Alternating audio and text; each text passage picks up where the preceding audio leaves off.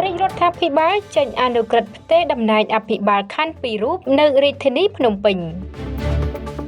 រាជរដ្ឋាភិបាលកម្ពុជាបានចេញអនុក្រឹត្យសម្រាប់ទេភារកិច្ចលោកមើម៉ាណិតអភិបាលនៃគណៈអភិបាលខណ្ឌសែនសុខមកជាអភិបាលនៃគណៈអភិបាលខណ្ឌច្បារអំពៅនិងបានផ្ទេរលោកជេកមុនីរ៉ាអភិបាលនៃគណៈអភិបាលខណ្ឌច្បារអំពៅមកជាអភិបាលនៃគណៈអភិបាលខណ្ឌសែនសុខវិញនេះបើយោងទៅតាមអនុក្រឹត្យស្តីពីការផ្ទេរភារកិច្ចមន្ត្រីរាជការចុះហត្ថលេខាដោយសម្ដេចធិបតីហ៊ុនម៉ាណែតនាយករដ្ឋមន្ត្រីកម្ពុជានៅថ្ងៃទី14ខែតុលាឆ្នាំ2025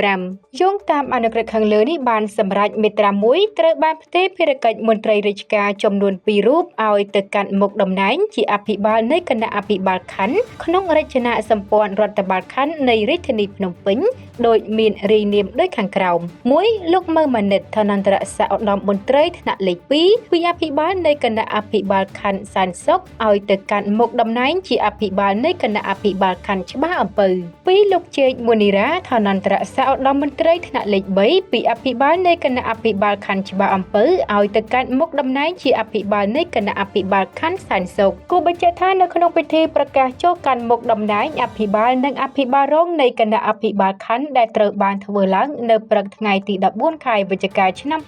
2025ក្រាបអធិបតីភាពលោកម៉ាប់សារិនប្រធានក្រុមប្រឹក្សារាជធានីភ្នំពេញនិងលោកខុងស្រេងអភិបាលរាជធានីភ្នំពេញបានឲ្យដឹងថាក្រៅពីអភិបាលខណ្ឌដែលត្រូវបានប្រកាសចូលកាន់តំណែងក៏មានការប្រកាសចូលកាន់តំណែងអភិបាលរងខណ្ឌមួយចំនួននៅរាជធានីភ្នំពេញផងដែរលោកខុងស្រេងបានបញ្ជាក់ថាអភិបាលខណ្ឌអភិបាលរងខណ្ឌដែលបានតែងតាំងផ្ទេរភារកិច្ចថ្មីនេះត្រូវយកចិត្តទុកដាក់បំពេញការងារឲ្យបានកាន់តែល្អប្រសើរដោយត្រូវពង្រឹងសមត្ថភាពឲ្យកាន់តែខ្លាំងក្លាក្នុងការបម្រើប្រជាពលរដ្ឋនៅក្នុងមូលដ្ឋានរបស់ខ្លួនក្នុងនាមជាអភិបាលខណ្ឌអភិបាលរងខណ្ឌត្រូវដកខាត់ក្រាតរំលឹកកែលម្អចំណុចខ្វះខាតមកបំពេញបន្ថែមឲ្យបានល្អប្រសើរហើយការកែលម្អចំណុចខ្វះខាតនោះមិនត្រូវកើតមានឡើងនៅចំណុចខ្វះខាតដដែលទៀតនោះទេ